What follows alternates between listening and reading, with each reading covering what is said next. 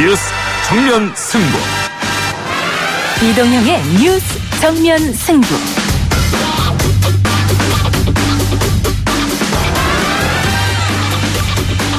청취자 여러분 안녕하십니까, 이동형입니다. 조국 전 장관의 자녀 입시 의혹에 이어 자유한국당 나경원 원내대표 자녀 특혜 논란까지 불거지자 국회의원 자녀 입시 전수조사를 하자는 움직임이 있었는데요. 잠깐 들어보시죠. 문재인 따라는, 조국 따라는, 황교안 대표 따라는, 저희 따라는 다 택감합시다, 여러분! 국회의원 자녀들이 납득하기 어려운 논문 제출이나 부적절한 교과의 활동 등 공정한 대학 입시와 관련된 국민들의 요구가 지금 굉장히 준엄하고 또 신속한 정치권의 대응이 요구되고 있는 마당에 제가 대표 발의로 국회의원만 대상으로 한 전수조사를. 오늘 전수조사 입법 대표 발의가 있었습니다. 국회 문턱 넘을 수 있을까요? 대표 발의자 박찬대 의원 잠시 후 만나보겠습니다. 두 번째 소식, 조국 전 장관의 부인 정경심 교수에 대한 검찰의 구속영장이 청구됐습니다. 저는 당연히 구속되어야 되는 사안이라고 생각합니다. 법원이 또 정권의 눈치 보고 그 영장 기각하는 일이 없기를 바랍니다. 12월 정기국회까지는 마무리하고, 그러고 그 이후에 이제 저희들 결심을 행동에 옮기는. 정경심 구속영장 청구에 야당은 당연히 구속되어야 한다고 주장했고, 여당은 법원 결정까지 입장을 내지 않기로 했습니다. 정치권의 파장을 일으킨 유승민 바른미래당 의원의 말도 들어봤는데요. 12월 신당 창당을 예고했습니다. 양으로 승부하는 정치 TMI 코너에서 짚어보겠습니다. 못된 왜곡과 거짓 선동을 즉각 멈추기 바랍니다. 중립적이고 독립적으로 설계된 검찰개혁기구입니다. 핵심입니다. 야당이 반대하면 공수처장을 추천조차 할 수 없습니다. 공수처 드라이브, 이제 가짜뉴스까지 만들어냅니다. 정의당이 교섭단체가 된다면 결국 6명 추천위원이 대통령의 손아귀에 들어갑니다. 포스트 조국 정국의 쟁점, 공수처죠. 특히 공수처장 임명 권한을 두고도 말이 많은데요. 똑같은 법안을 놓고도 서로 가짜뉴스라고 규정하고 있습니다. 공수처를 둘러싼 논쟁, 누가 거짓말을 하고 있을까요? 전문가와 함께 짚어보겠습니다. 이어서 4부는 여론조사 결과로 보는 민심은 숫자다 코너인데요. 오늘 리얼미터에서는 조국 사태 이후 대통령 국정수행 지지율이 올라간 반면 지난 갤럽 조사 결과는 다르게 나왔습니다. 한번 분석해 보겠습니다. 10월 21일 월요일 이동의 뉴스 정면 승부 시작합니다.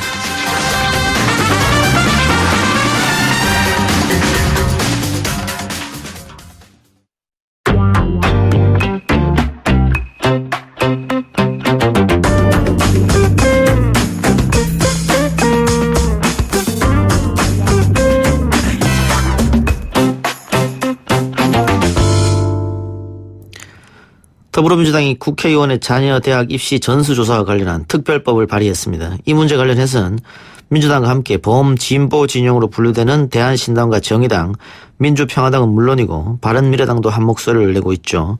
자유한국당까지 이번 주 안에 법안 발의에 나설 뜻을 밝힌 만큼 현실화될 수 있을까 주목됩니다.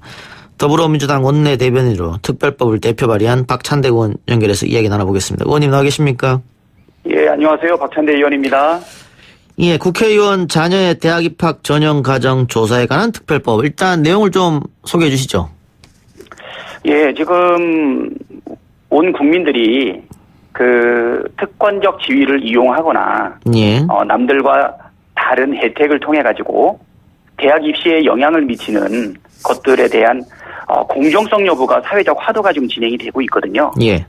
그 부분에 대해서는 좀 많은 사람들이 동의를 하고 있습니다. 예. 저희 당에서는 이해찬 대표와 이인영 원내대표가 국회의원이라도 우선적으로 자녀들의 입시 문제와 관련된 의혹이 있는지 여부를 전수조사를 통해 가지고 명명백백하게 드러내서 대학 입시를 비롯한 교육의 공정성, 신뢰성 제고를 국회가 먼저 솔선수범으로 보여주자, 이런 측면으로 법안을 준비를 했고요. 예. 우리가 이 부분에 대해서 사실은 발표를 하고 나니까 다른 야당에서도 이 법안에 대한 정책 대결 같은 모습을 지금 보이고 있습니다. 예. 고위 공무원을 포함한 자녀들에 대한 전수조사로 지금 화답을 하고 있는데요. 예.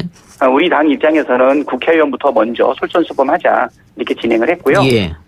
국회의장 소속으로 특별조사위원회를 설치해서 상임위원 4명을 포함해서 13명으로 구성을 했고요. 조사 대상 기간은 현역 국회의원인 2016년 5월 30일 이후부터 임기가 시작되는 국회의원들의 자녀들에 대해서 예. 적용하는 것으로 이렇게 했습니다. 예. 근데 이게 입법 과정이 시간이 좀 걸릴 테고 또 네. 뭐 나중에 표결 뭐 이런 것도 있을 텐데 여야 합의로 그냥 할 수 있는 거 아닙니까? 결국은 이게 입법 과정 꼭 거쳐야 되나 이런 의심도 드는데요. 그렇죠. 일단은 저희가 먼저 국회의원 자녀들에 대해서 전수조사를 하겠다고 먼저 선 발표를 했고요. 예. 그 부분에 대해서 고위공직자들은 왜 빼놓냐라고 예. 하면서 한국당이 사실 역제응을 했습니다. 예. 그래서 저희도 고위공무원까지 포함해서 전수조사하는 것 큰 틀에서 동의하고 있고 환영한다. 예. 다만 고위공무원의 범위라든가 또는 시기라든가 여러 가지 협상을 통해서 정해야 되는 부분에 대해서 우리가 언제까지 요거를 기다릴지 있다 보니까 지금 국민들은 이 교육의 공정성과 관련된 적시에 화답하는 정치권의 반응들을 원하기 때문에 우리가 약속한 대로 먼저 국회의원 자녀에 대한 전수조사를 먼저 발표를 하게 된 것이고요. 예. 그 부분에 대해 가지고 이제 고위공무원 포함해 가지고 하겠다라고 했으니까 예. 저는 지금 제 안이 나중에는 우리 당론으로 채택될 가능성은 있지만 예. 개인 자격으로 대표 발의하는 형식으로 진행을 하게 되었습니다. 예. 그러니까 진행되고 난 이후에 발의되고 있는 다른 야당들의 안들을 보면서 협의를 통해 가지고 진행을 할 것인지 아니면 각각의 법안으로 검토를 할 건지 이런 거는 변화가 가능하다. 예. 이렇게 보시면 될 것 같습니다. 그러니까 여야 의견이 좀 다른데 이건 뭐 충분히 논의 가능하다 이 말씀 같고요. 네. 아까 의원님 말씀처럼 국민들 대다수가 찬성하는 부분인데 네. 조금 있으면 또 총선이 다가오는데 여야에서 이거 네. 하겠다고 이렇게 했다가 또 흐지부지 되는 거 아니야 이런 걱정이 있을 것 같아요. 그래서 이제 신속하게 처리하기 가지고 고위공직자보다도 예. 솔선수범하자. 국회의원부터 먼저 진행하면 더욱더 빠르게 진행할 수 있지 않겠냐라고 예. 하는 측면이 오늘 대표 발의를 하게 된 예. 시기를 결정하게 된 계기입니다. 예. 그러면 현실적으로 언제쯤 전수조사가 시작될 수 있을까요? 지금 우리가 국회의원 이것을 냈는데요. 예. 결국 이제 운영위원회에서 이 부분을 아마 취급할 가능성이 높고요. 법안 소위를 통해 가지고 이것이 심사가 돼야 되는데 그렇겠죠. 만약에 야당에서 이 부분과 관련해서 국회의원뿐 아니라 고위공직자까지 넣어가지고 같이 하자라고 해서 동의를 이뤄내지 못한다라고 하면 법안 심사하는 과정에서 조금 지연될 가능성은 있어요. 그러니까 다른 고위공직자를 포함한 전수조사 나오는 법안까지 같이 합쳐서 볼 것인지 각각 해서 보여야 될 건지 그 여부에 따라서 조금은 시기가 왔다 갔다 할 수는 있는데요. 모두가 꺼리낄 것 없이 전수조사하자라고 만약에 동의하고 전격적으로 논의를 시작을 한다라고 하면 뭐 11월 말이나 12월 초에도 가능하지 않을까 생각이 됩니다. 예, 그래서 제가 초반에 입법 과정에 시간이 걸리니까 입법 과정은 조금 뒤로 빼놓더라도 여야 의원들만 합의를 하면 국회의원만 가지고 전수조사는 쉽지 않겠냐 그런 생각으로 아까 처음에 제가 질문을 좀 드려봤었던 거고요. 이게 저희가 선제적으로 발표했기 때문에 아마 그런 반응들을 이끌어낼 수도 있었던 것 아닌가 싶기도 합니다. 그 만약에 결과가 나오게 되면 당연히 총선에 영향도 미칠 것 같은데요. 총선에 영향 미칠 수 있죠. 그래 그런 부담감 때문에 당연히 뭐 이거 여당 의원도 문제가 터질 수 있잖아요. 그럼요. 예, 그거 상관하지 않고 하겠다 이 말씀이죠. 뭐 큰 틀에서 국민들의 요구사항 그리고 국민들의 명령에서 우리가 화답하는 것이 이게 맞는 것이 아닌가 싶고요. 뭐 여당 야당 가리지 않고 어디가 더 유리하고 불리한지 구별하지 않고 진행하는 부분이 있을 거고요. 뭐 우리 당내에서도 좀 뭐 불편하신 분이 있을 수도 있겠죠. 하지만 그런 거 염두에 두지 않고 일단은 발의를 했고 당론으로 진행할 가능성이 있는 부분에 대해서는 이해찬 대표하고 이인영 원내대표가 이야기를 했기 때문에 아마 그냥 흔들림 없이 진행을 해 나갈 것입니다. 국회의장 지금 의원님이 발의한 입법은 국회의장 산하의 특별조사위원회를 설치하겠다라고 하는 거지 않습니까? 네, 그렇습니다. 인적 구성은 어떻게 그럼 됩니까? 인적 구성은 일단은 국회의장이 정권을 가지고 임명을 하되 학계, 그다음에 법조계, 그다음에 이 수사 경력이 있는 분들 그리고 입시와 진학과 관련된 전문가들, 시민사회 단체들을 중심으로 해서 상임위원은 4명이고요.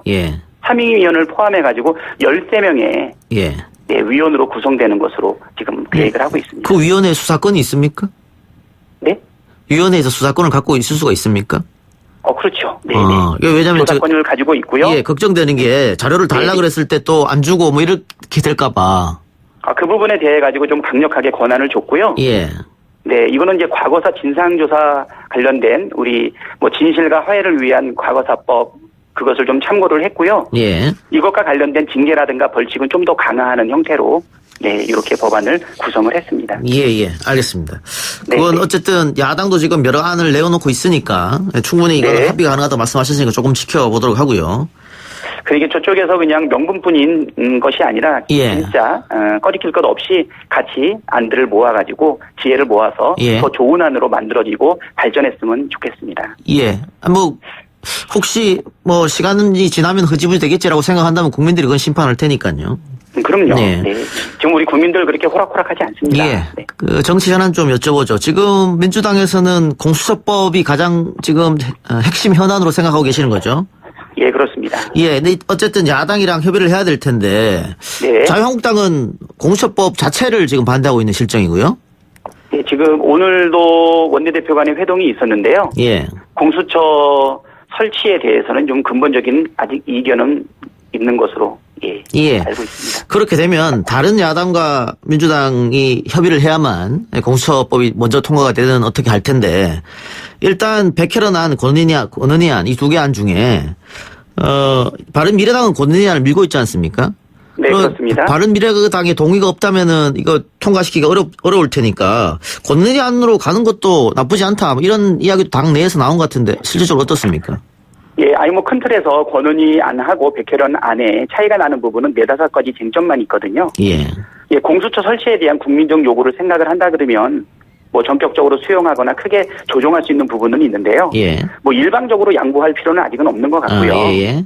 네, 권은희 안을 대승적인 차원에서 충분히 논의할 수 있다. 마음을 열은 상태에서 협의하는 것은 얼마든지 가능하다. 예. 뭐 이렇게 말씀드릴 수 있습니다. 이건 어떨까요? 지금 바른미래당에서는 우리가 약속한 대로 선거법을 먼저 처리하고 그다음에 공수처를 하자 이런 이야기가 나오는 것 같은데. 예, 그런 얘기도 있는데 지금 뭐 바른미래당의 목소리가 지금 하나로 나오고 있지만 이게 얼마까지 유효할지는 사실은 좀 예의주시하고 있는 상황이거든요. 예. 예, 뭐 당권파와 비당권파, 또 뭐 유승민 쪽, 안철수 쪽, 또 그 외 기타. 지금서 이 바른미래당이 6개월 전에 우리 패스트 트랙의 법안을 올릴 때의 이 상황하고 구성에 좀 차이가 있기 때문에 지금은 한 목소리를 내고는 있지만 바로 뭐 보름 있다 또는 한 달 있다 아니면 뭐 그 전후에 어떤 목소리가 나올지 지금 약간 불확실한 상황이기 때문에 그것까지도 전략적으로 같이 고려해야 되지 않을까 생각이 됩니다. 예, 자유한국당에서는 이 공수처가 조국 살리기 위한 또 다른 법이다, 야당을 탄압하기 위한 법이다 이렇게 이야기하던데요. 뭐 절대 그렇지 않고요. 예. 과거에 자유한국당에서도 많은 의원들이 중진급 의원들이 공수처 법안에 대해서 찬성하는 법안들도 많이 냈었고요. 대표 발의라든가 공동 발의 형태로도 많이 진행이 됐던 것이고요. 이것은 뭐 조국을 살리기 위한 법이 아니라 어떤 분은 뭐 옥상옥 얘기도 하고 있는데 옥상옥이라고 하는 것은 검찰 위에 둔다는 거잖아요. 예, 뭐 그렇지 않고요.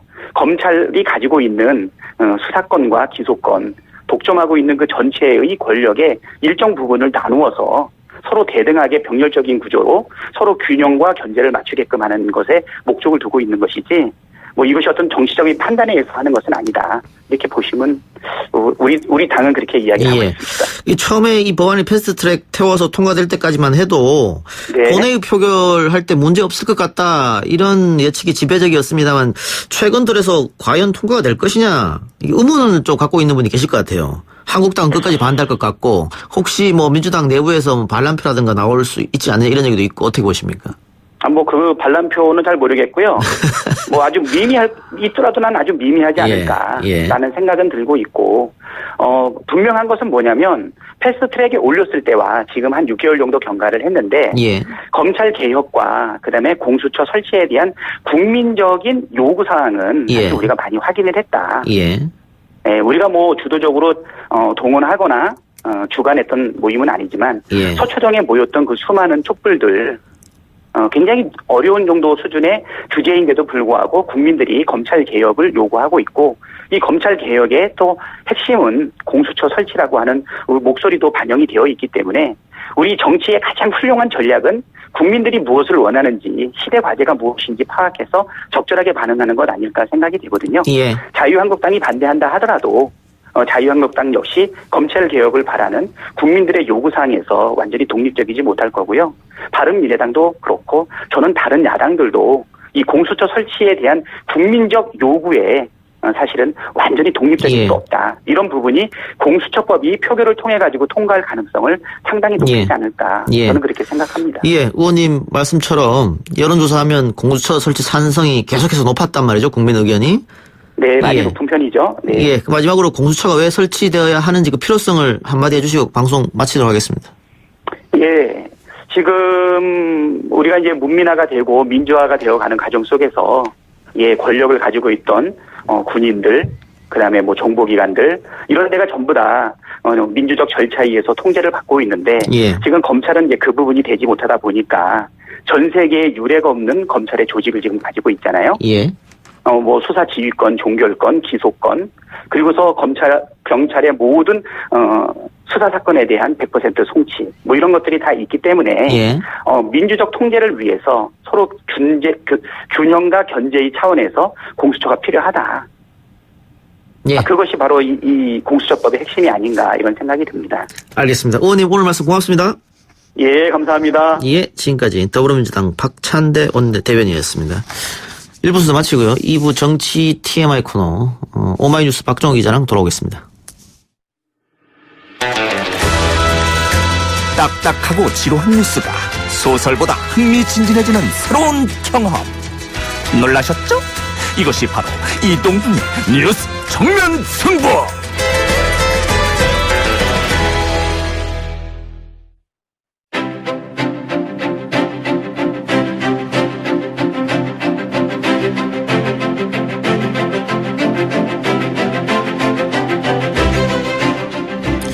굳이 몰라도 되는 정보들 뒤태는 빼고 양으로 승부합니다. 정치 TMI 오마이뉴스 박정호 기자 나왔습니다. 어서 오십시오. 네, 안녕하십니까. 자, 검찰이 정경심 교수에 대한 구속영장을 청구했네요. 네, 그렇습니다.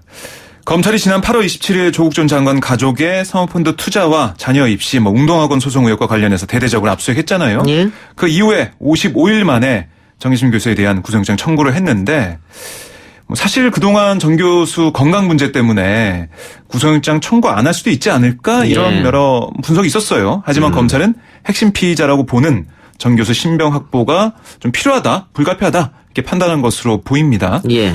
그리고 사실 만약에 정경심 교수에 대한 구속영장을 청구하지 않을 경우 일각에서는 그럼 무리한 수사했네. 예. 검찰이 수사할 필요 없었네. 이렇게까지 수사할 필요 없었네라는 얘기가 나올 수밖에 없는 상황이거든요. 예. 그래서 검찰 입장에서는 구속영장을 청구할 수밖에 없었다.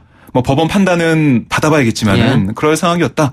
이런 여러 가지 예. 분석이 많이 나오고 있습니다. 예. 가장 큰 문제는 건강 문제였는데 검찰로서는 구금해도 건강에 그렇게 큰 문제는 안 된다고 판단한 것 같고요. 그렇습니다. 자, 이제 문제는 그러면 법원의 판단이 나왔지 않습니까? 네. 구속영장이 발부가 된다고 하면 이 수사관은 더 급물살을 탈 테고요. 네.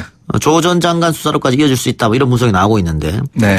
만일 기각이 된다 그러면 후폭풍이 상당할 것이다. 그러면 그렇습니다. 그동안 검찰의 수사가 무리한 수사가 아니냐. 이걸 입증한 거다. 이런 네. 분석이 나오고 있어요. 맞습니다. 그러니까 이게 검찰 입장에서는 어떤 결과가 나오느냐에 따라서 정말 큰 후폭풍을 맞을 수도 있고 예. 아니면은 조국 장관까지 그 수사가 갈 수 있는 그런 상황이 지금 놓여져 있는데요. 모레 열려요. 그 연관 실심사가 모레 열리는데 어떻게 될지 좀 많은 관심이 좀 모아지고 있고요. 좀 개인적으로는 증거인멸 가능성이나 예. 정 교수가 아까 건강 문제 말씀하시자면 뇌종양, 뇌경색 문제가 있지 않습니까? 그래서 그리고 또 도주 우려도 없습니다, 사실. 예, 예. 좀 사실적으로 정경심 교수가 어디 도망간다 이런 거는 예. 상황에 맞지 않기 때문에 아마 법원에서는 영장 신청 기각하지 않을까 그런 개인적인 생각을 해봅니다. 예. 근데 지금 혐의가 11개나 적용이 됐어요. 네, 그렇습니다.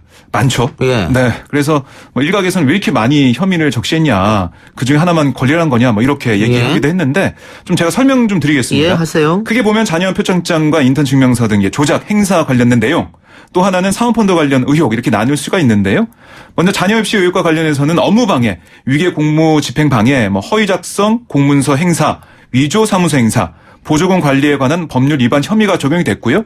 사모펀드 의혹에 대해서는 업무상 횡령, 자본시장법 위반, 그리고 범죄수익은닉법 위반이 적용됐고 또 수사 과정에서 증거 위조교사, 증거 은닉교사도 받고 있습니다. 예, 상당히 많은 혐의인데 네. 내일 모레 어떻게 결과가 나오냐에 따라서 정치권도 상당히 술렁이겠다 이런 생각이 드는데 일단 구속영장 청구에 대한 정치권 반응은 어떻습니까? 네, 야권은 일제히 환영의 뜻을 나타냈고요. 반면 여당은 말을 아끼는 모양새였습니다. 그러니까 황교안 한국당 대표 국회에서 열린 아침회 이후에 기자들과 만났는데 이렇게 얘기했습니다. 당연히 구속돼야 하는 사안이다.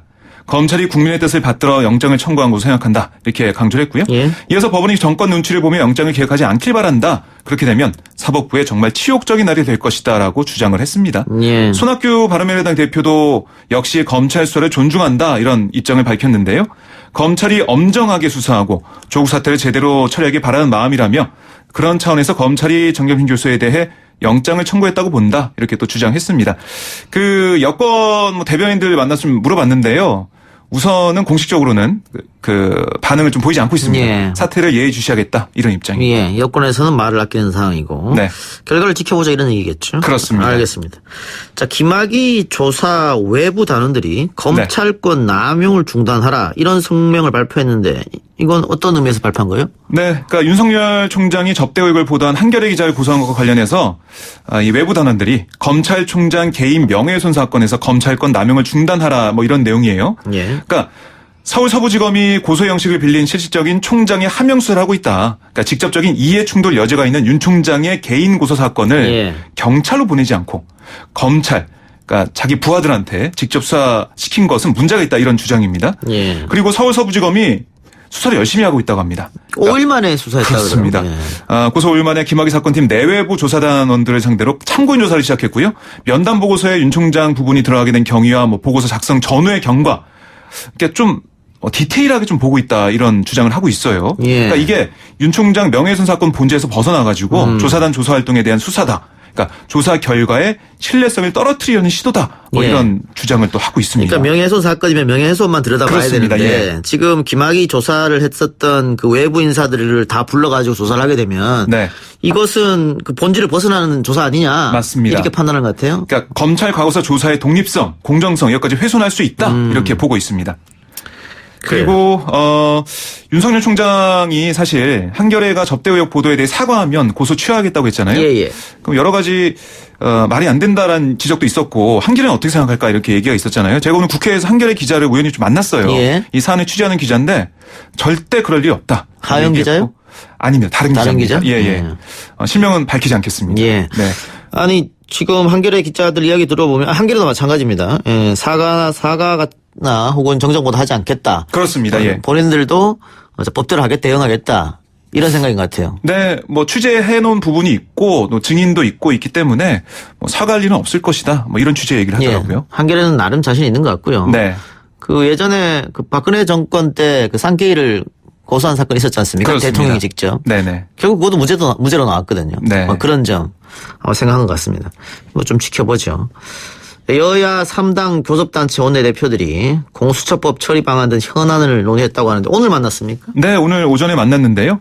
민주당 이인영, 한국당 나경원, 바른미래당 오신환 원내대표가 만나서 검찰 개혁안 핵심 쟁점, 고위공직자 범죄수사처, 공수처법 처리 방안 등 현안을 논의했습니다.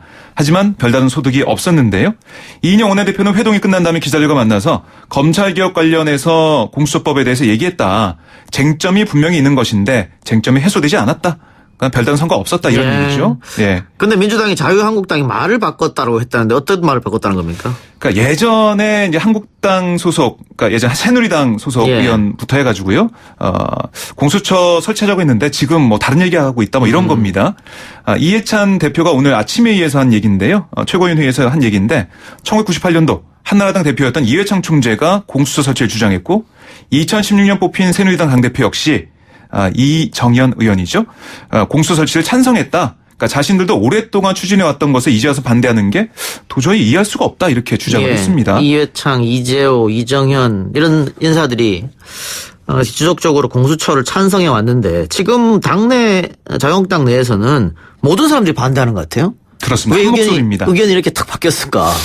그러니까요. 이 지도부의 생각 때문에 그런 건가요? 그럴 가능성이 크고요. 그러니까 지도부의 그 말에 따라서 그런 생각에 따라서 법사위도 그렇고 모든 의원들이 일사불란하게 움직이는 그런 모습을 볼 수가 있습니다. 예. 그러니까 이인영 원내대표도 오늘 그 당회의에서 이렇게 얘기했어요. 한국당이 좌파 정권의 정권 연장용이라고 공수처를 반대하는 것에 대해서 20년 넘게 한국당 주요 인사들이 공수처 설치를 주장했다. 집권당 쪽에서 임명한 7천여 명의 고위 공직자가 주요한 수사 대상으로 안다. 뭐 기껏해야 한국당 의원들은 얼마 되지 않지 않냐 뭐 이런 취지의 얘기인데요. 겁을 내면 여당 인사들이 겁을 내야지 야당이 겁내는 것은 말도 안 된다 이렇게 주장을 했습니다. 예. 그런데 자유한국당이 공수처를 북한의 국가안전보위부에 빗대서 저지해 나섰다. 이건 또 뭐 말입니까? 네, 황교안 대표가 오늘 국회에서 열린 최고위원 회의에서 여당은 친문 보위부인 공수처를 검찰 개혁으로 위장하고 독재 연장용 선거법 개정까지 밀어붙이고 있다라고 주장을 했어요. 그러니까 공수처법과 가짜 검찰 개혁을 말고 진짜 정의, 진짜 공정을 세우는 투쟁을 지속하겠다라고 강조를 했는데요. 그러니까 정영규 정책위 의장도 공수처 법안 처리 시간이 다가오고 있다. 국가사법권력 기둥이 무너지는 순간이 다가오는 것이다. 이걸 강행 처리한다면 이 나라는 좌파 독재 주도, 부역 세력과 그에 저항한 세력으로 나뉘고 내년 총선도 이런 구도로 치러질 것이다 라고 주장을 했고요. 정미근 최고위원의 말도 뭐 많은 기자들이 관심을 가졌는데 대통령과 민주당이 계속 고집을 피우면 우리 모두 청와대 앞으로 갈 것이다. 광화문에 나가서 매일같이 데모할 것이다 라고 주장을 했습니다. 공수처 설치가 좌파 독재하고 연결되는 건 약간 이해가 안 가는데. 네, 저도 잘 이해가 안 가는데요. 계속해서 좌파 독재 그 프레임을 계속 쓰고 있는데 검찰 개혁 문제, 특히 공수 설치 문제가 좌파 독재와 어떻게 연결이 되는지 개연성이 좀 부족해 보인다 이런 지적이 좀 많이 나오고 있습니다. 나경원 대표 말도 좀 전해드릴게요. 오늘 오후에 국회에서 당 사법개혁특별위원회 간담회를 했거든요. 여기서 이렇게 얘기했습니다. 공수처가 속도를 내 빨리 설치된다면 지금 하고 있는 미완의 조국 수사는 공수처가 가져올 것이다. 그러니까 공수처법이 결국 조국 구하기다 이런 주장을 펼친 거예요. 근데 이게 공수처라는 게 고위 공직자를 수사하는 곳이고. 네.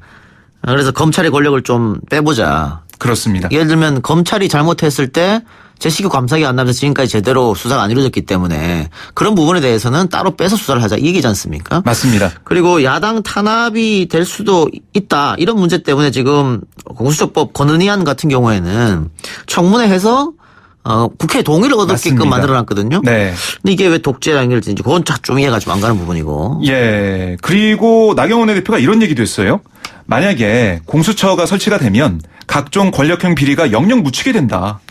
그러니까 이 정권 관련된 비리는 수사하지 않고 그냥 공수처에 넘겨가지고 그냥 덮어버릴 거다 이렇게 또 주장을 하기도 했는데 이 부분도 좀 이해가 안 가는 부분입니다. 알겠습니다. 어쨌든 자유한국당을 제외한 민주당, 바른미래당, 정의당, 민주평화당이 다 지금 공수처를 찬성하는 입장이기 때문에 네. 어떻게 전개될지 조금 더 지켜보고요. 국회 법사위에서도 여야 공방이 공수처 때문에 있었네요.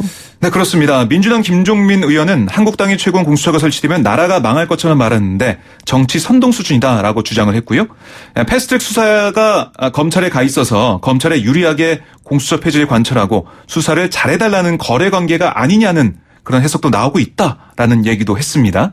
반면에 한국당 장제원 의원은 이명박 박근혜 전 대통령에 대해 21시간 심야 조사를 했고 별건 수사를 했으며 공개 소환을 했다. 손에 피가 묻어 있다면 사과하고 잘못을 고백하고 개혁하는 게 맞지 않냐 이렇게 여당을 비판했습니다. 네. 교육부 국감은 또 조국 국감이 됐다. 예. 지난번 교육부 국감에서 있었던 얘기가 반복이 된 건데요. 서울시교육청이 과거 정유라 사건 때는 의혹만 가지고 정 씨가 다닌 학교를 특별 감사했는데 이번에 조국 전 장관 딸과 관련된 의혹에서는 교육부가 아무런 조치도 하지 않고 있다라고 지적을 했습니다. 그랬더니 유은혜 교육부총리가 뭐라고 했냐면 이게 8월 20일 언론이 의혹을 제기한 다음에 일주일 뒤에 검찰이 압수수색을 해가지고 특별감사 착수할 시간이 없었다. 이렇게 또 얘기를 했습니다. 검찰 수사가 됐기 때문에 어쩔 수 없었다는 거죠. 그리고 한국당 의원, 민주당 의원들은 나경원 원내대표 딸이 대학 입시 특혜 의혹과 최성해 동행대 총장 허위학력 의혹을 거듭 지적을 했습니다. 서영교 민주당 의원은 나경원 원내대표 딸이 성신여대 특수교육 대상자 전형으로 입학하는 과정에 특혜가 있었고 입학 뒤에 8차례에 걸쳐서 학점이 상향 정정됐다. 이런 의혹을 제기했고요. 같은 당에 아까 전화통화하셨던 박찬대 의원은 최성해 총장은 허위학력을 떠들고 다니는 것에 그치지 않고 총장과 대학교육협의회 회장직을 얻기 위해서 적극적으로 행사했다. 교육부가 반드시 고발해야 한다라고 또 주장을 했습니다. 예. 국정감사라고 하는 게 입법부가 이 행정부를 견제할 수 있는 가장 큰 수단인 것이고. 맞습니다. 국회의원들의 가장 큰 권리이기도 한데, 이번 국감은 그냥 조국 국감으로 끝이 나버렸네. 예, 그게 제가 의원회관 돌아다니면서 보좌진들 만나면은 너무나 아쉬워하더라고요. 예. 뭐 주말에도 나와서 밤늦게까지 있고 평일에도 밤늦게까지 계속 있고 했는데 그동안 준비한 게 주목을 못 받았다. 예. 아쉬워하더라고요. 그래요. 국회 가방에서는 한상혁 방통위원장이 변호사법 위반 논란이 있었다고 하는데 이건 무슨 얘기예요? 예, 한국당 의원들이 한상혁 위원장이 취임 이후에도 변호사 신분을 유지하면서 오마이뉴스의 재판 변호를 맡아 변호사법, 국가공무원법, 방통위 설치법 이걸 위반했다. 예. 얘기하면 사퇴를 촉구했습니다. 예. 근데 한 위원장은 해당 사건은 취임 전 담당 변호사가 참여한 것이고 취임 이후에는 변론을 한 바가 없다라고 해명했어요. 예. 그러니까 이게 변호사 휴업 신청하는 부분에서 일부 사무착오가 있었다 이렇게 얘기를 했고요. 해당 사건의 변호인은 선임계를 낸 법무법인 정세이며 나는 담당 변호사로 등재만 돼 있었을 뿐이다 이렇게 답을 했습니다. 예. 그랬더니 한국당 박대출 의원은 손흥민이 국가대표 명단에 포함되어 있는데 축구 경기에 안 나간다고 국가대표가 아니냐라고 질책하는 추궁을 하기도 했습니다. 예. 한상혁 위원장도 뭐 결론적으로 소모적 논쟁을 야기한 신문에 대해서 법적 책임을 묻도록 하겠다. 이렇게 뭐 굽히지 않는 모습을 보였습니다. 아, 조선일보가 보도했고 한상혁 위원장이 그러면 조선일보가 잘못된 보도를 했으니까 법적으로 조치하겠다 이 말이네요? 맞습니다. 예. 알겠습니다. 자, 다른 얘기 해볼까요? 그 전에 1085님 YTN 보이는 라디오 열어주세요라고 했는데요. 오늘 기기 이상으로 YTN 라디오 유튜브 보이는 라디오는 쉽니다. 대신 방송 후에 녹화 버전이 업로드될 예정이라고 하네요. 3532님 청취율 조사기간 끝났습니까? 02로 오는 전화 다 받고 있는데요. 24일 목요일까지 여론조사 있다고 하네요. 24일 목요일까지 청취율 조사기간이니까 전화 계속 받아서 YTN 뉴스 FM 이동형의 정면승부 뉴스 정면승부 듣고 있다고 말씀해 주시면 됩니다. 저도 전화가 안 오더라고요. 이런 전화는. 왔으면 좋겠습니다. 받고 뭐라 그러려고요? 받고 KBS 김용민 듣는다 이렇게 말하려고요? 비밀입니다. 네. 바른미래당이 이준석 최고위원에 대한 당직 직위 해제 중징계안 확정했네요. 그렇습니다. 바른미래당 최고위원회가 오늘 오전 국회에서 열린 회의에서 중앙당 윤리위가 통보한 이준석 최고위원에 대한 중징계건을 처리했는데 당직 직위 해제 조치 당원 당규상 제명, 당원권 정지 다음에 중징계에 해당되는데 이로써 이준석 최고위원은 최고위원 자격과 서울 노원병 지역위원장직을 모두 잃게 됐습니다. 이게 뭐 이제 보고만 하면 끝나는 거라서요. 뭐 어떻게 바뀔 가능성 없다라고 봤는데 여기에 대해서 당 윤리위가 입장문을 이렇게 냈었어요. 이준석 최고위원의 안철수 전 서울시장 후보에 대한 근거 없는 욕설과 비속어로 동원한 명예훼손성 발언은 당원 간 불신과 불화를 조정하고 당과 당원의 명예를 크게 실추시킨 심각한 해당 행위다라면서 징계사를 설명했습니다. 예. 여기에 대해 이 최고위원은 여러 방송을 통해서 부당한 징계라 징계하는 쪽이 더 심리적 위축된다. 당하는 김에 제명을 당했으면 더 마음이 편할 텐데 애매한 것을 당했다라고 심경을 전하기도 했습니다. 알겠습니다. 아까 1085님께서 보이는 라디오 열어달라고 했는데 오늘 기기기상으로 안 열린다고 제가 말씀드렸습니다. 근데 지금 유튜브로 우리 방송 시청하고 계신 분들이 지금 보는 건 뭐냐고 하는데 지금 보고 계신 건 이동형 TV고요. 다릅니다. 예. 예, 자, 이준석 최고위원 징계가 확정이 됐고 바른미래당의 내부 갈등이 격화되고 있고 이런 와중에 지금 유승민 의원이 12월에 네. 탈당하고 신당을 창당하겠다 이렇게 얘기했습니다. 그렇습니다. 조선일보와 인터뷰를 했는데요. 지난 4월 패스트트랙 전국에서 탈당 결심을 굳혔다. 12월에 창당하겠다라고 못을 박았습니다. 예. 확실한 로드맵을 내놓은 거죠. 그리고 공수처 설치에 반대하는 입장을 냈는데요. 뭔가 한국당과 시그널을 좀 맞추는 게 아니냐 이런 생각이 들 정도로 뭐 황교안을 향해 러브콜도 보내고 여러 가지 발언을 보면 한국당의 문재인 정권 비판하는 목소리 뭐 투쟁하는 그런 방향으로 가고 있다 이런 느낌을 줄 수가 없습니다. 예. 지금 손학규 대표 같은 경우에는 나가려면 빨리 나가라 이런 입장인 것 같은데요. 그렇습니다. 예, 분당은 기정사실화 됐는데 왜 그러면 11월이 아니고 12월이냐 이런 얘기도 있습니다만 지금 비당권파의 오신환 원내대표가 있지 않습니까? 네. 그러니까 원내대표가 원내대표 교섭권을 갖고 있기 때문에 아마 유승민 의원 입장에서는 조금 더 길게 이걸 끌어보자. 그렇습니다. 그래서 원내대표를 좀 활용하자 이 생각인 것 같습니다. 그러니까 이 패스트트랙 전국에 있어서 바른미래당에 있으면서 이걸 저지하겠다는 거예요. 유승민 대표 입장은 의원 입장은 여러 가지 그 검찰 개혁안을 좀 막고 그걸 모르겠습니다. 그런 막았다 했다는 그걸 가지고 좀 탈당해서 신당을 만들려는 게 아닌가 그런 생각이 드네요.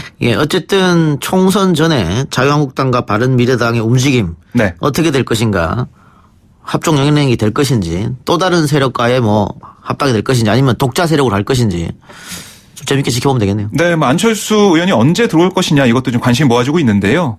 오늘 이준석 최고위원 말에 따르면은 12월 아니면 2월에 올 것이다 이렇게 얘기하고 있는데 안철수 의원이 어떻게 뭐 어떤 시점에 어디로 올 것이냐 여기에 따라서 여러 가지 정치 시계가 많이 변하지 않을까 싶습니다. 그래요. 알겠습니다. 하나만 더 해봅시다. 오늘 이명박 전 대통령에 대한 항소심 공판이 열렸는데 재판부가 가능하면 내년 2월 중순까지는 최종 선고를 내리겠다 했습니다. 네, 그렇습니다. 이명박 전 대통령의 재판 뭐 계속 많은 관심을 가지고 계실 텐데요.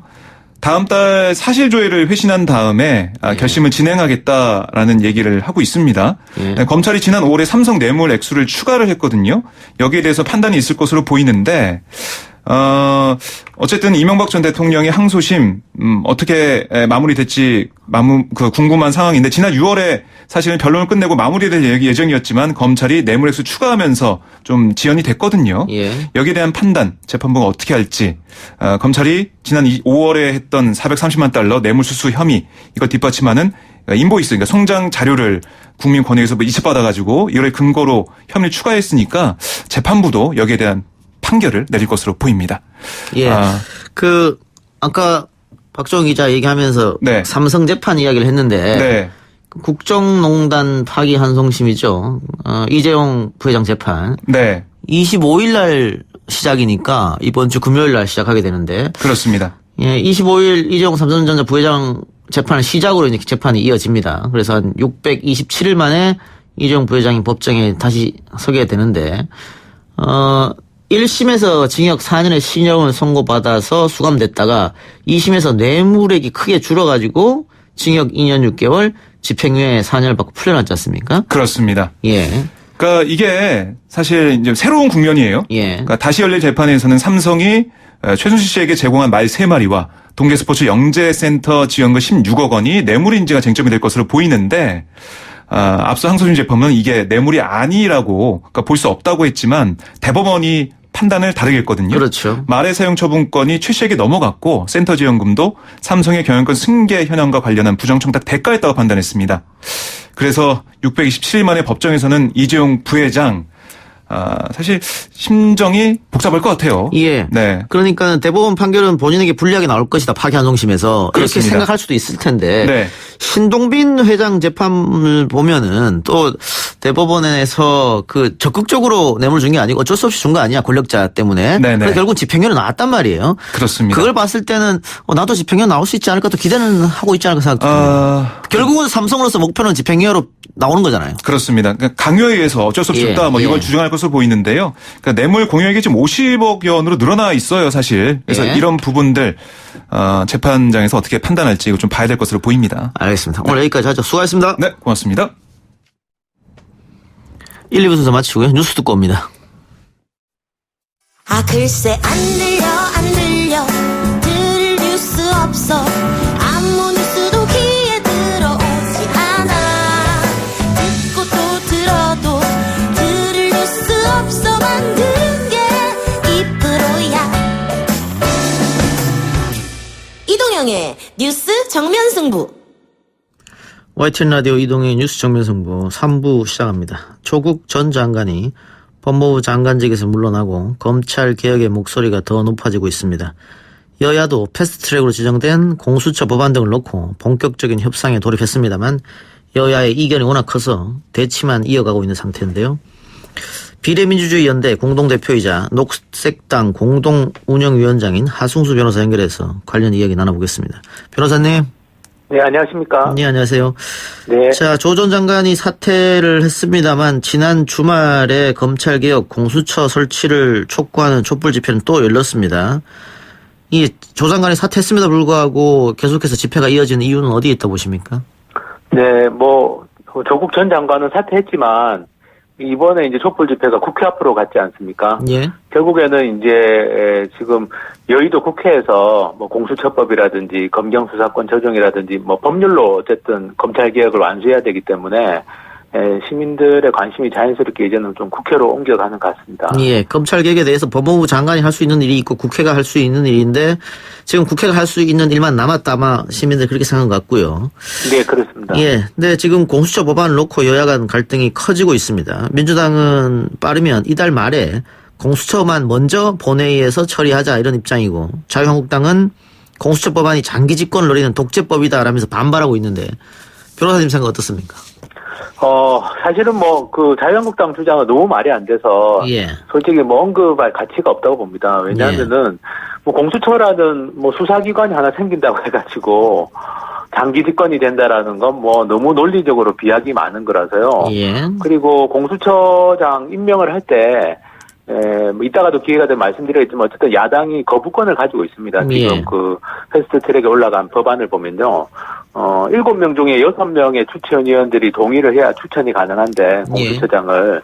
근데 야당 몫이 2명이거든요. 예. 그래서 사실은 사실상 야당이 거부권을 가지고 있는 상황에서 공수처가 도입되면 이게 무슨 장기 집권이 된다라는 건 너무 비약이 심해가지고 사실은 뭐 정말 너무 좀 억지가 아닌가 싶습니다. 억지가 아닌가 싶고. 예. 민주당 같은 경우, 예. 지금 변호사님이 말씀하신 것처럼 공수처 설치가 좌파 독재나 장기 집권으로 이어진다. 이 말은 누가 봐도 오불성설인 것 같은데요. 네. 다만 옥상옥이 될 수 있다던가 혹은 야당 탄압 기구로 변질될 수 있다. 이런 이야기는 할 수 있는 거 아니겠어요? 야당 입장에서? 근데 오히려 사실은 정치적 독립성이라는 측면에서 보면요. 지금 검찰총장을 임명할 때는 그냥 인사청문회만 거치고 대통령이 마음대로 사실상 임명할 수 있지 않습니까? 예. 그러니까 오히려 정치적 독립성은 검찰이 더 약하거든요. 예. 그리고 공수처 같은 경우는 말씀드린 것처럼 7명 추천위원 중에 야당 몫이 2명이니까 야당들이 반대하면 공수처장 임명이 안 되고 또 다른 추천위원 중에도 뭐 대한변협회장이라든지 법원 행정처장이라든지 그래도 나름대로 좀 중립적이라고 할 수 있는 분들이 포함되어 있습니다. 예. 그래서 대통령의 인사권으로 보면 오히려 검찰총장이 대통령이 마음대로 임명하고 해임할 수 있는 거고 공수처장 같은 경우는 오히려 더 독립성이 보장돼 있거든요. 예. 그래서 사실은 공수처가 이렇게 대통령이 좌지우지할 수 있을 거다라고 말하는 것 자체가 사실 지금 패스트 트랙에 올라가 있는 법안 내용하고 맞지 않는 이야기입니다. 예. 그런데 지금 나경원 원내대표 하는 이야기는 변호사님 말씀처럼 7명 중 야당 인사 2명이 들어가는데. 네네. 정의당이 원내 교섭단체가 되면 다시 임명권이 대통령 손아귀에 들어가는 것이다. 이런 주장을 펼쳤단 말이죠. 네. 그래서 제가 그것도 말이 안 된다고 생각하는 게 설사 만약에 야당 목 중에 2명 중에 1명이 조금 여당하고 좀 친한 야당이 된다고 하더라도 예를 들면 대한변협회장도 추천위원으로 들어가 있는데요. 대한변협회장은 전국의 변호사들이 직선으로 뽑는 사람이거든요. 대통령이 마음대로 할 수 있는 사람이 아닙니다. 그리고 변호사협회라는 단체 자체가 사실은 그렇게 진보적인 성향도 아니고 그렇기 때문에 그렇게 이야기하는 건 사실은 그렇게 따지면 대한민국의 정치적 독립이라는 건 어떻게 구성해도 그거는 보장이 안 되는 거죠. 예, 나경원 원내대표의 그 발언은 사실은 정의당이 조금 화를 낼 만한 발언인 것 같고요. 네, 그리고 사실 저도 변호사 자격이 있습니다만 대한변협에서 나경원 원내대표를 명예훼손으로 고소해도 될 사안입니다. 그래요? 왜냐하면은 대한변협 회장이 변호사들이 직선으로 뽑는 사람인데 나경원 원내대표가 뭐라고 표현했냐면 대통령의 손아귀에 있다라는 표현을 썼거든요. 어떻게 한 나라의 변호사 협회라고 하면 그래도 나름대로의 공신력이 있는 단체인데 변호사 협회장이 대통령 손아귀에서 좌지우지되는 사람인 것처럼 표현을 했거든요. 알겠습니다. 그래서 사실은 너무 무리한 주장이라고 저는 생각합니다. 그리고 지금 중요한 게 민주당의 백혜련 의원안과 바른미래당의 권은희 의원안 2가지가 지금 올라가 있지 않습니까? 네네. 이게 좀 크게 차이가 납니까? 두 법안이? 사실은 큰 차이라기보다는 좀 미세한 차이들이 있습니다. 가령 이제 공수처는 수사권이 있습니다. 수사권은 있는 거고, 근데 이제 기소권이 있느냐와 관련해서 이제 백혜련 의원 안 같은 경우는 판사, 검사하고 고위 경찰관을 이제 수사도 하고 기소까지 할 수 있는 걸로 돼 있고요. 근데 이제 권은희 의원 안 같은 경우는 공수처가 그냥 기소권을 행사하는 게 아니라 일종의 시민들이 참여하는 뭐 기소 배심위원회 같은 걸 만들어서 예. 거기에서 이제 기소할지 말지를 좀 판단하도록 하는 약간은 좀 더 이제 시민들이 참여하는 뭐 장치를 좀 두자라는 취지인데요. 뭐 지금 말씀드린 것처럼 큰 차이라기보다는 사실은 공수처는 설치하되 뭐 처장 임명을 할 때 뭐 조금 절차가 다른다든지 말씀드린 것처럼 뭐 기소를 할 때 기소심의위원회 같은 걸 둬서 좀 한 번 더 거르는 장치를 둔다든지 뭐 이런 정도 차이입니다. 예, 예. 그러니까 공수처장 같은 경우에는 백혜련 안은 후보 추천위에서 추천을 하면 그 중에서 대통령이 한 명 지명하는 거고. 네네. 권은희 안은 대통령이 지명한 뒤에 인사청문회를 거쳐서 국회 임명 동의 절차가 있는 것이고 요런 차이인데. 네, 그런 차이인데 뭐 예. 저는 큰 차이라고 생각하지 않는 게요. 예. 예를 들면 말씀드린 것처럼 그 백혜련 의원은 안도 7명 추천위원 중에 6명이 찬성해야 되기 때문에 예. 뭐 야당도 어쨌든 일부 찬성해야만 되는 겁니다. 예. 그러면 이제 그 정도면 사실 국회에서 임명 동의 받는 건 크게 어려운 일이 아니기 때문에 두 안의 실질적인 차이는 저는 아주 크지는 않다고 생각합니다. 예. 그래서 이게 그렇게 큰 차이가 아니고 결론은 그 검찰 권력 분산 이게 이제 목적이기 때문에 네네. 그 민주당과 바른미래당이 이 안을 가지고 협의했을 때 큰 문제는 없을 것 같아요. 네, 그렇습니다. 공수처 자체는 충분히 뭐 그 의견 차이들을 저는 조정할 수 있을 거라고 생각합니다. 예. 알겠습니다. 또 자유한국당 황교안 대표는 공수처법 처리를 아예 다음 국회로 넘기자 이런 얘기했습니다. 나경원 대표랑 약간 뉘앙스가 다른데 나경원 원내대표는 아예 안 된다라는 이야기를 했고 네네. 황교안 대표는 네. 다음 국회로 넘기자. 이건 어떻게 보세요? 네. 저는 뭐 다음 국회로 넘기자는 건 하지 말자는 이야기하고 똑같다고 생각하는데요. 예. 왜냐하면 공수처가 노무현 전 대통령 시절부터 사실은 계속 얘기가 되어왔던 과제거든요. 예. 그런데 그동안 국회에서 본회의 표결까지 간 적이 없었습니다. 그 이유는 이제 본회의까지 가는 과정이 너무 험난하기 때문이거든요. 일반적으로는 이 공수처법은 국회 법제사법위원회가 다루게 돼 있는데 법사위 자체가 이제 아시는 것처럼 판사 검사 출신들이 많은 상임위원회입니다. 그래서 예. 일단 그 단계를 통과할 수가 없었고요. 그동안.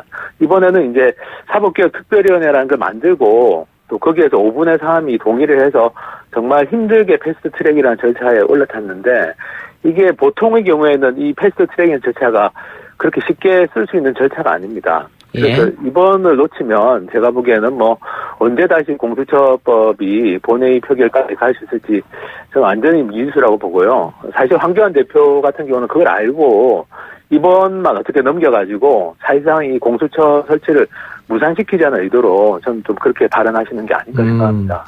홍준표 전 대표 같은 경우도 공수처를 하는 나라가 없다. 뭐 베네수엘라나 북한, 중국만 있다 이렇게 얘기했는데 이거 사실관계 맞는 겁니까? 사실관계가 전혀 다릅니다. 예. 예를 들면 영국 같은 나라도 중대범죄특별수사청이라고 해가지고요. 예. 일종의 경제범죄나 부패 사건 같은 것만 전문적으로 다루고 예.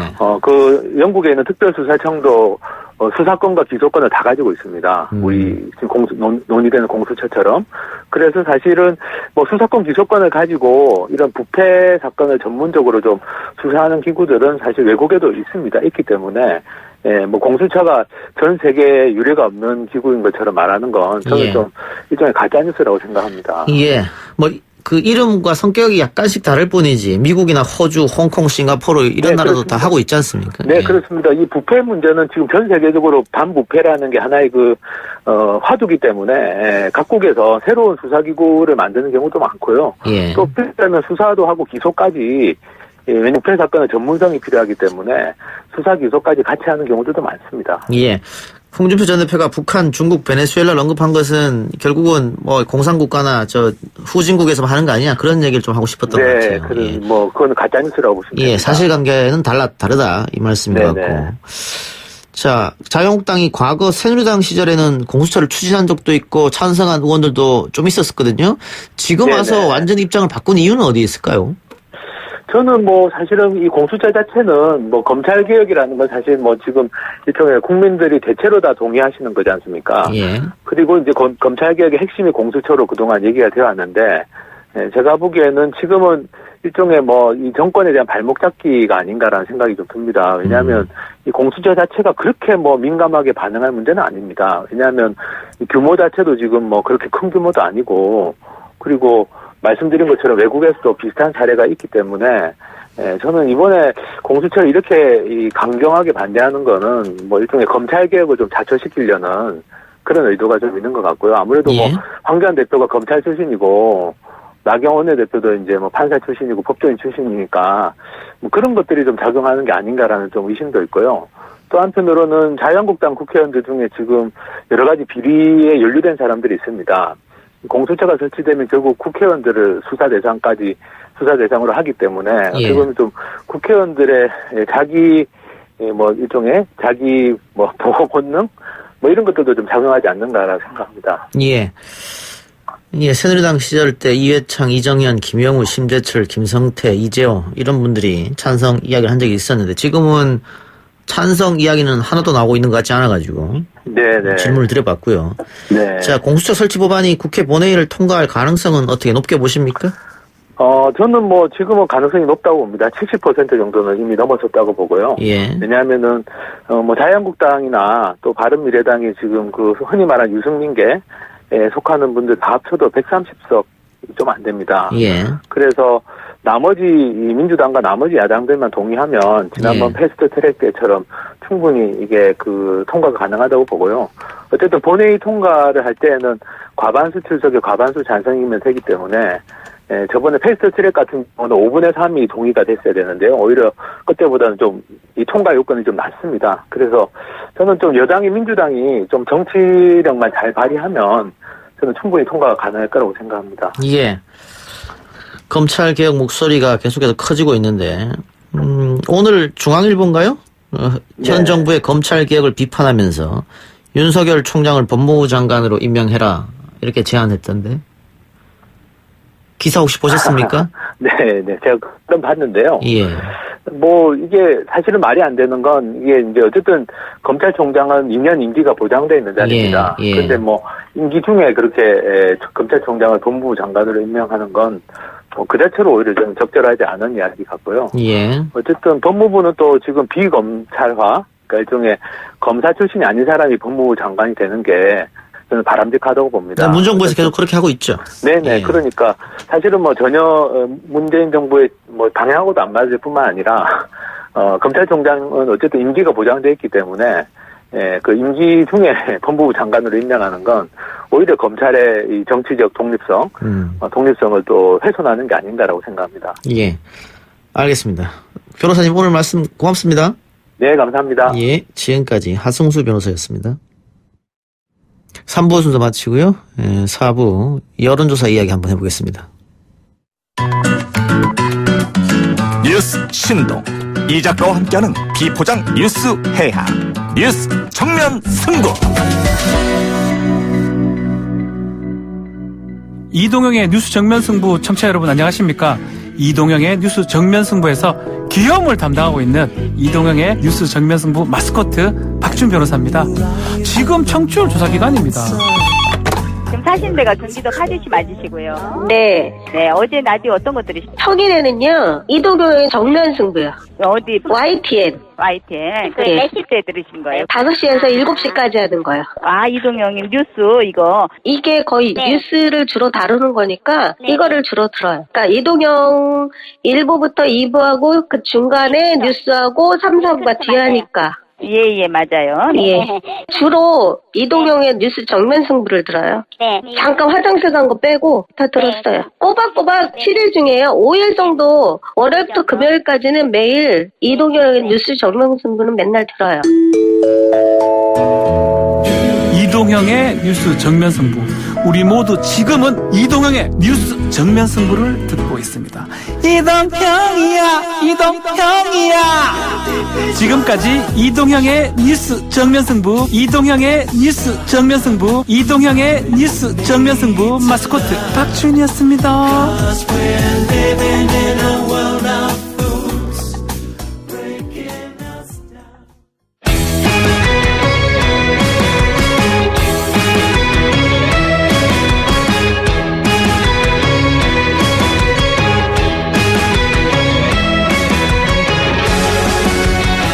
여론조사를 통해 민심을 읽어보는 시간, 민심을 수사다 코너입니다.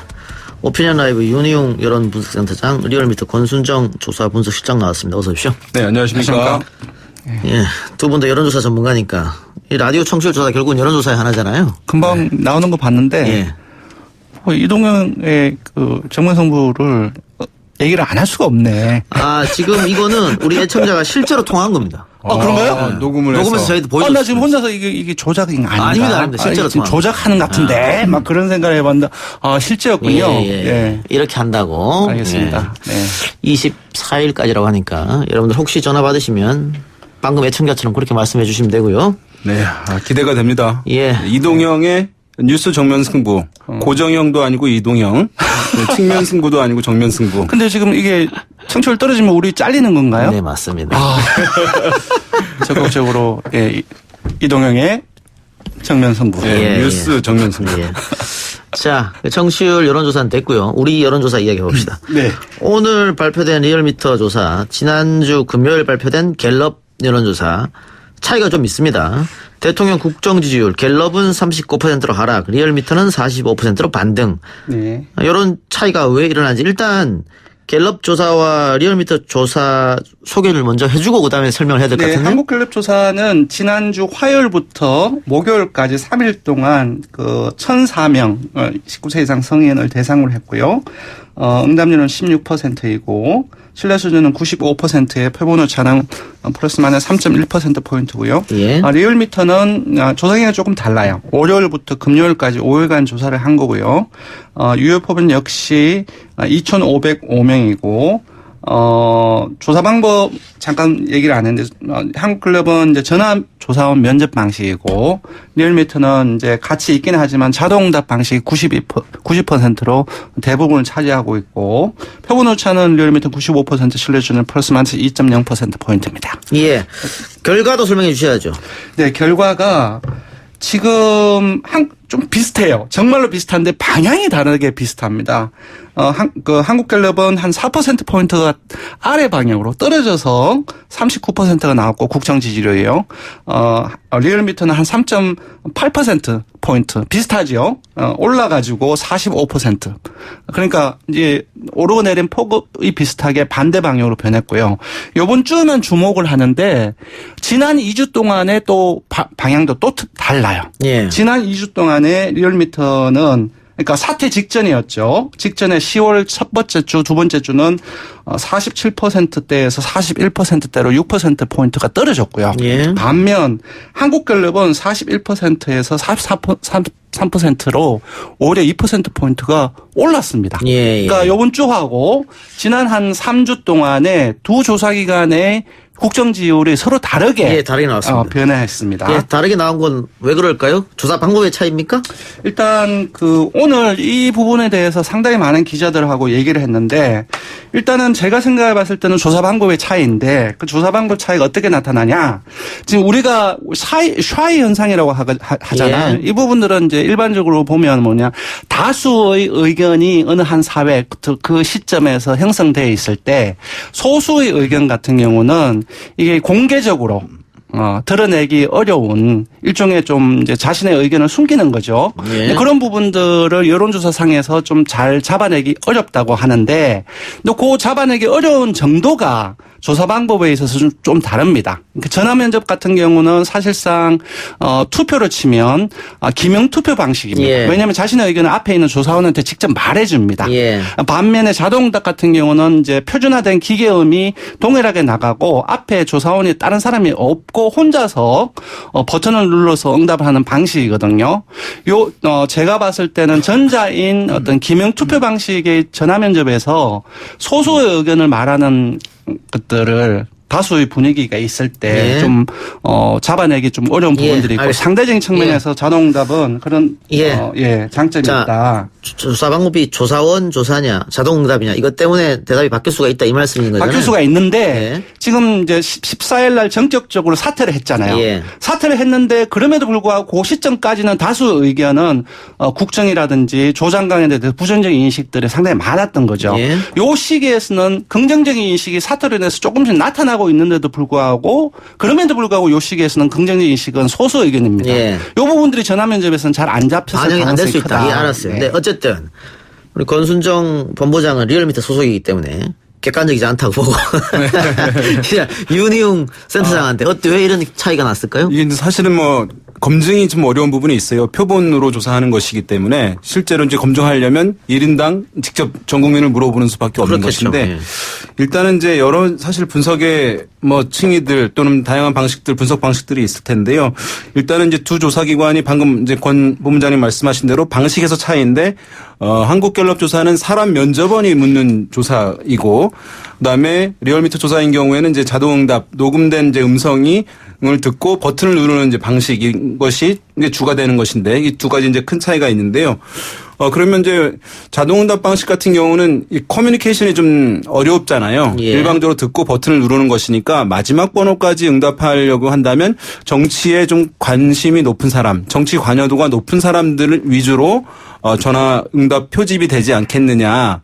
그러면 정치 여권이든 야권이든 관심도 높은 사람들이 응답하게 되고 그럼 당연히 모른 무응답도 이제 줄어들 수밖에 없는 것이고 그러면서 국면에 따라서 또는 여권에 또는 이제 야권에 높게 나타나는 현상이 있을 수 있다라고 하는 이제 분석이 하나 있고 또 한 가지는 한국갤럽은 사람 면접원이 하는 것이니까 사람이 전화하면 자동응답 왔을 때는 뭐 끊는 사람들 많지만 좀 덜 끊을 거 아니에요. 사람이 하면. 그러면은 이제 일반 약간 중도층이라든가 정치 관여도가 높지 않은 사람들도 표집될 가능성이 높다 보니까 지금 현재 조국 사태 여파로 중도층까지는 아직 충분하게 회복이 되지 않은 흐름들을 좀 보여주는 결과일 것이다라고 이제 보는 시각이 이제 하나 있고요. 또 한 가지는 선택지의 차이입니다. 뭐냐면 한국갤럽은 선택지가 두 개예요. 잘한다, 못한다. 대통령 중 지지율이. 그러나 리얼미터 같은 경우는 선택지가 4개입니다.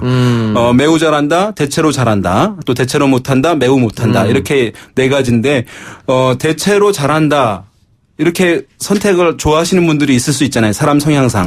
그러니까 잘한다는 응답이 2가지니까요. 매우 잘한다, 대체로 잘한다. 근데 하나만 있을 때는 잘한다고 보기 힘들면은 못한다거나 모르는 무응답으로 갈 수가 있거든요. 그러면서 한국갤럽은 그런 이제 잘한다는 응답 비율이 적어지고 리얼미터 이제 2가지인 경우에는 좀 높아지는 그런 현상들이 있을 수 있다. 그래서 일단 기본적으로는 그 2가지 요인이 좀 영향을 주는 것 아니냐라고 하는 이제 시각이 있을 수 있겠습니다. 알겠습니다. 제가 이 부분에 좀 약간 얘기를 해야 될 것 같아요. 수 있겠죠. 예, 얘기를 해야 될 것 같아요. 잠깐만요. 저기 한국갤럽 쪽에 사람이 안 왔기 때문에. 아니요. 이건 잘못된 정보가 지금 나가고 있기 때문에 거기에 대한 부분들은 얘기를 해야 될 것 같아요.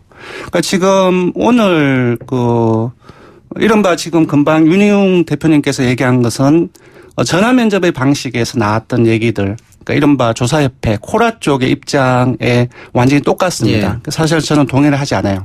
다른 부분도 다 제끼고 지금 중도층의 얘기가 나왔어요. 그러니까 오늘 가장 중요한 차이점을 한국갤럽을 비롯한 이제 윤희용 대표님하고 얘기했던 그 논리가 뭐냐면은 리얼미터는 중도층의 의견들을 제대로 잡아내지 못한다. 이 부분들이 가장 핵심적이었어요. 근데 오늘 지난주에 이제 한국갤럽과 리얼미터의 조사 결과를 제가 쭉 보니까 한국갤럽의 중도층은 그 조사에서 한국갤럽 조사에서 중도층은 29%가 나왔습니다. 리얼미터는 그보다 11%포인트가 더 높은 40%가 나왔어요. 그리고 각각의 중도층에서 국정 지지율을 살펴보면은 부정평가는 똑같아요. 둘 다 중도층에서 59%입니다. 단지 긍정평가가 조금 다른데 그 조금 다른 것도 각각 리얼미터 39%, 한국갤럽 36%예요. 사실 이 정도는 거의 다 중도층의 여론들을 비슷하게 거의 똑같게 잡아낸 겁니다. 그러니까 중도층의 규모도 리얼미터가 훨씬 더 많이 잡혔는데 자동응답 조사인 그리고 리얼미터 조사가 중도층의 의견을 잘 반영하지 못한다고 하는 것은 좀 문제가 있지 않느냐. 그 판단으로 청취자들이 할 거고요.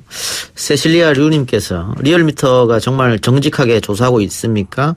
일부 유튜브 방송에서는 리얼미터 조사에서 부정적인 답변을 누르면 잘못 눌렀다고 하거나 끊어지거나 한다던데라고 하는데 이거 사실은 아니죠? 그럼요. 사실 아니고요. 제가 대신 답변을 해드리면 지금 시간이 없어서 권수정 본부장 말을 다 못 들으니까 대통령 지지도가 올라가는 조사 결과가 나오면 야당과 야당 지지자들이 비난을 하거나 욕을 하고 또 대통령 지지도가 떨어지는 조사가 나오면 반대로 여당이나 여당 지지자들이 또 조사기관을 욕하는 분석이 나옵니다. 그래서 이번 조사 바로 직전이죠. 대통령 지지율이 많이 떨어졌을 때. 예, 41%. 예, 그때는 여당 지지자들이 리얼미터를 조작미터라고 엄청 역할을 했습니다. 맞습니다. 예, 그렇기 때문에, 예. 자신들이 원하는 조사를 바라기 때문에 여론조사 결과가 나오면 잘못됐다, 잘 됐다 이렇게 얘기하거든요. 그건 조금 어불성설이라 보이고요. 자, 우리가 조사기간 차이를 얘기했습니다만은 차이가 있긴 있습니다만 어쨌든 조국 사태 전에는 문재인 대통령이 잘하고 있다라고 생각하는 사람이 더 많았는데 조국 사태 이후에는 잘못하고 있다고 생각하는 사람이 더 많아진 건 확실한 것 같고요. 그럼요. 예, 또 하나는 각 지지층, 그러니까 진보층은 진보층대로 더 결집했고 보수층은 보수층대로 더 결집한 것도 사실입니다. 네. 다만 중도층에서 왔다 갔다 하면서 민심 위반이 오지 않았느냐 이런 결과는 우리가 분석해 볼 수 있겠죠. 윤희용 분석, 예, 센터장님. 네, 맞습니다. 그래서 이제 중도층이 원래는 이제 현 정부 전반기에는 이제 현 정부의 어떤 개혁 정책과 상당히 이제 행보를 같이 했었고 문재인 대통령의 국정 수행에 대해서 이제 긍정평가 상당히 이제 월등한 우위로 긍정평가를 해오던 이제 층이었는데 이제 정치의 어떤 이념적 성향이 강한 층이 아니다 보니까 조국 사태 국면에서 부정적 심리를 좀 표출을 하게 됐다 이렇게 볼 수가 있겠고요. 그래서 이제 조국 사태 국면이 중도층의 부활을 가져왔다. 왜냐하면 중도층이 별다른 이제 독립적인 모습을 보이지 않다가 최근에 어쨌든 중도층에서 이제 부정적인 정부에 대한 입장을 표출하게 되면서 이제 중도층에 대한 분석 얘기를 우리가 지금처럼 이제 많이 하게 되는 것이니까 그렇게 이제 얘기를 할 수 있어서 중도층은 아까 말씀드린 대로 어쨌든 충분하게 어쨌든 여권 지금 조국 장관 사태가 일단락되긴 했습니다만은 완전히 회복되지 않은 그런 상황이다 볼 수 있을 것 같습니다. 형 권순정 본부장님, 중도층이 결국은 조국 정국을 거치면서 민주당이나 대통령 지지에서 많이 빠졌습니다. 빠진 지지도가 자유한국당으로 갔느냐? 그렇게 보이지는 않단 말이죠. 같습니다. 어느 정도 갔느냐가 중요하죠. 그렇죠. 그러니까 정당 지지도에서 중도층을 보면은 지난주 조사에서 민주당이 한 35% 선이 나왔고 그리고 자유한국당이 33% 선 정도 나왔습니다. 그러니까 우리가 시계를 돌려서 작년 6.13 지선 처음 지방선거 처음으로 돌아가면은 그때의 중도층에서 자유한국당 지지율이 얼마가 나왔냐? 10%대 중반 정도가 나왔습니다. 더블링이 된 거죠.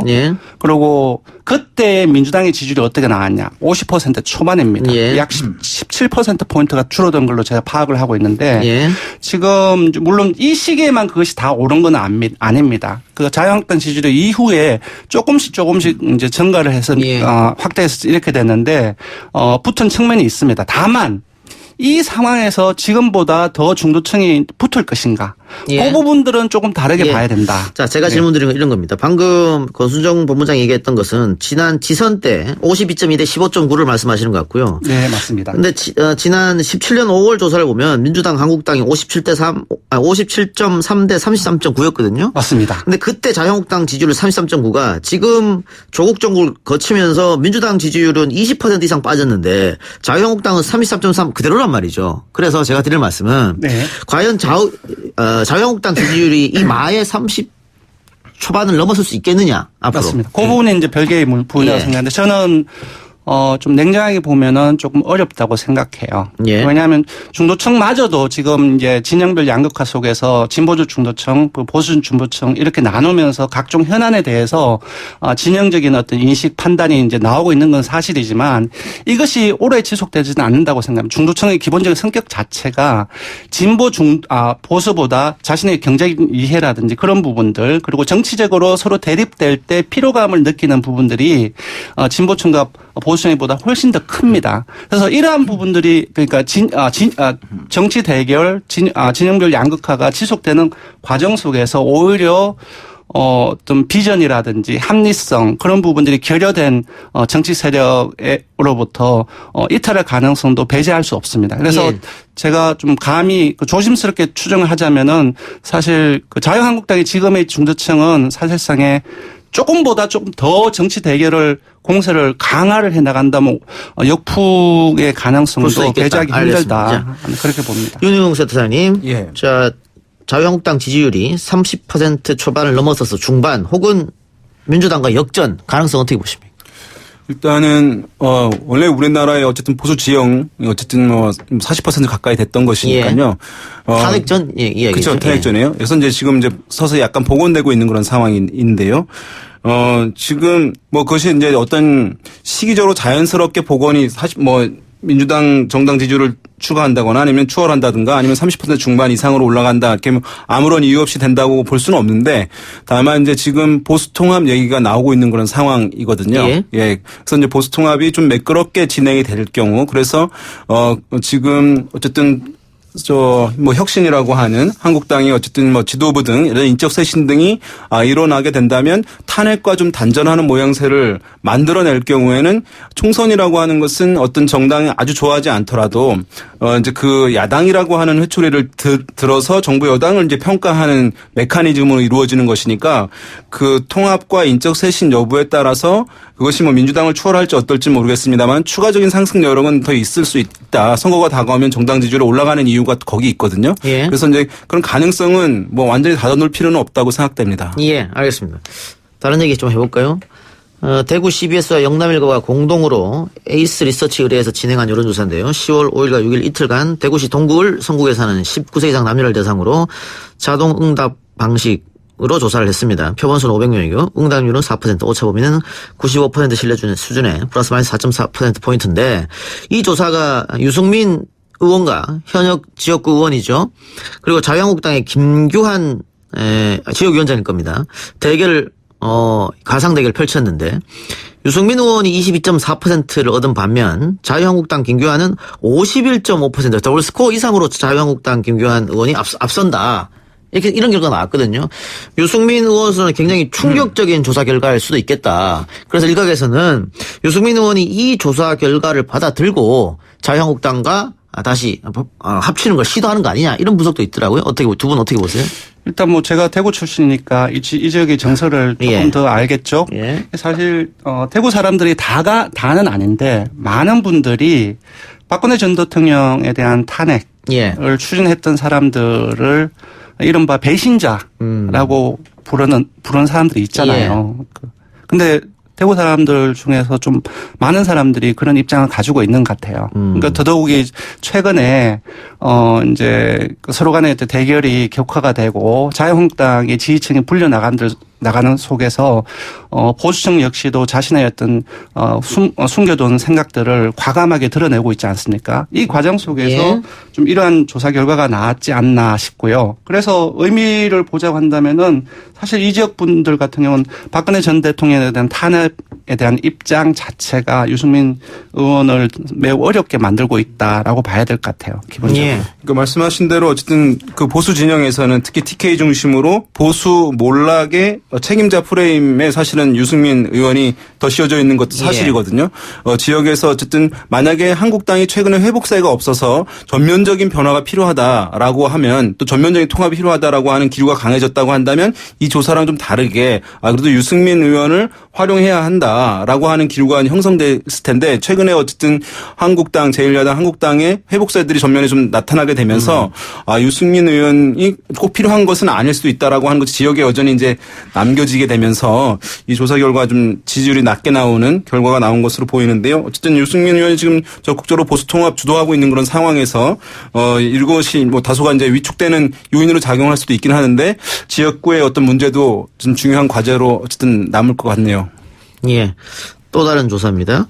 우리가 오늘 방송에서 1부 또 3부 계속해서 공수처 이야기를 했었는데 고위 공직자 범죄 수사처 설치하느냐 여기에 찬성하느냐 반대하느냐 조사가 있었죠? 네, 그렇습니다. 이것도 YTN이 의뢰하고 리얼미터가 지난주 금요일 날에 전국 성인 501명을 대상으로 했는데요. 역시 조사 방법은 전화면접 자동응답 혼용입니다.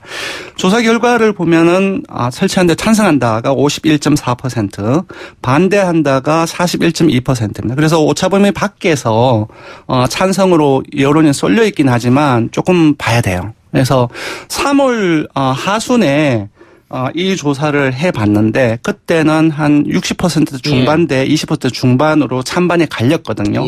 그것을 기점으로 보면은 찬성은 상당폭 줄어들었고 반대는 상당폭 늘어난 결과입니다. 예.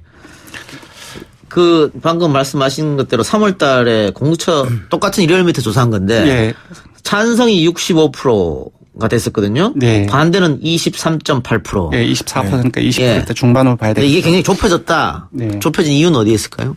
그러니까 지금 조국 장관 국면을 지나면서 어쨌든 보수 정당이 어쨌든 다시 이전과 다르게 이제 살아나고 있는 상황들, 지지율이 오르고 있는 상황이기 때문에 한국당의 목소리에 보수층들이 반응하는 결과라고 할 수가 있을 것 같습니다. 지금 이제 고위공직자 범죄수사처 설치를 놓고 이제 친여권에서는 어쨌든 이것을 강하게 추진하고 있고 찬성하는 기류가 있습니다만은 한국당에서는 강력하게 이제 반대의 목소리를 지금 내고 있는 상황이거든요. 그러다 보니까 한국당에 반응하고 있는 보수층들 그것이 이제 3월 달과는 전혀 다른 이제 국면이기 때문에 한국당의 입장과 이게 동질하게 같게 목소리를 내면서 지금 반대층이 어떤 보수층 정당들의 합 비슷한 수준까지 올라갔다 이렇게 볼 수 있습니다. 제가 그냥 조금 여론조사 문외한으로서 질문드리면 이 현안 조사잖아요. 공수처가 설치되면 좋겠냐 안 좋겠냐. 근데 이게 당 지지율하고 같이 간다는 게 이해가 좀 안 가거든요. 그렇죠. 정당 지지도는 정당 지지도고 공수처 설치에 찬성한다 반대한다. 이건 내 개인 소신이고 생각이잖아요. 그게 않습니다. 달라집니까? 그렇지 않습니다. 지금은 진영 대결이 격화되는 과정 속에서 기본적으로 이성이라든지 합리적 판단 자체가 좀 마비되고 네 편 내 편에 따라 갈려가지고 이거는 네 편이 주장하는 거니까 반대. 이거는 우리 편이 주장하는 거니까 찬성. 이런 어떤 사실상의 좀 인식 과정 자체가 좀 왜곡되는 것들이 진영 논리가 상당히 강화되고 있습니다. 이런 상황 속에서 지금 아마 대부분이 아실 겁니다. 공수처는 민주당이라든지 정의당을 중심으로 해서 주장을 하고 있고, 그리고 이제 공수처 설치 반대는 이제 야당 탄압이라고 해서 자유한국당이 주장하고 있는 부분이 다 알고 있거든요. 그래서 격화되는 과정 속에서 진영 논리가 여기에 투영됐다고 봐야 될 것 같아요. 네.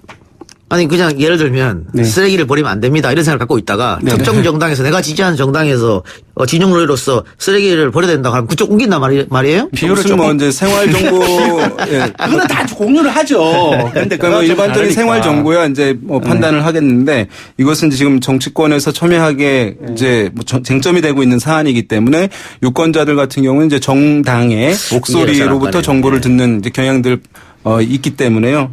영향을 받는다. 다만 어쨌든 말씀하신 대로 고위공직자 범죄수사처 설치 관련해서는 어쨌든 개혁적인 측면에서 정당 이념을 떠나서는 상당히 이제 좀 긍정적인 평가도 이거보다 좀 높을 가능성도 배제할 수는 없기 때문에 좀 더 다양한 방식으로 좀 더 다른 시기에 이 정치적인 국면을 떠나서도 한번 물어보는 것이 좀 필요하지 않을까 싶어요. 다만 이걸 전화 면접을 조사를 하면은 자동응답을 조사한 이 조사 결과보다도 찬성이 조금 더 많이 나올 겁니다. 왜냐하면 사회적으로 바람직한 방향으로 응답하는 경향이 사람들은 있는데 이런 경우에는 전화 면접 사람이 앞에 있기 때문에 이런 경우에 찬성이 많이 나오고 그 자동답은 사람이 앞도 없고 없는 상황에서 자신의 솔직한 얘기를 할 수 있는 거거든요. 그 상황 속에서 반대가 자동답 조금 높게 나올 수도 있죠. 알겠습니다. 두 분 말씀 오늘 여기까지 듣고요. 다음 주에 뵙겠습니다. 수고하셨습니다. 감사합니다.